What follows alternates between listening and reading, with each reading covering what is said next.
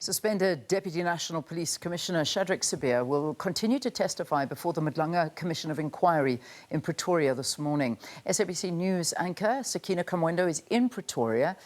Sakina, what did you make of Sibiya's first day of testimony at the Commission? Well, good morning, Leanne. It was quite interesting, I must say. Not much of which we haven't heard before, but it was interesting what he tried to punctuate here before the Madlanga Commission. And of course, today, day 2 for him, day 63 of the Commission sittings overall. And yesterday we heard General Shadrack, who's of course suspended at the moment, among other things, touch on the issue of social media, feeling somewhat attacked by accounts on social media, which he says is orchestrated by Lieutenant General Madlanga Commission. But when pressed for evidence to this effect, he was unable to produce that. And then, of course, also with regard to the disbandment of the PKTT, the General Sibiya at pains to state that he actually was doing this on instruction and in accordance with what the Police Commissioner, General Masemola, had instructed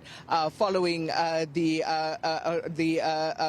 disbandment that was set in motion by the minister, who's also on special leave now, Senzo Mkunu. And then, of course, also, Leanne, we heard about his view, stating that he did not feel that the PKTT was as successful as it had been made out to be. But there were some interesting moments while he was, of course, giving that evidence where the commissioners asked some interesting questions, pertinent questions with regard to the movement of those files when the disbandment motion was set in play. And at one point he was saying he never had sight of those dockets. And of course he knew, though, what was in them, because there was reports that were compiled of each and every docket, which he, of course, then had seen. He then went on to take the commissioners through various of those case dockets and when last they had been worked on,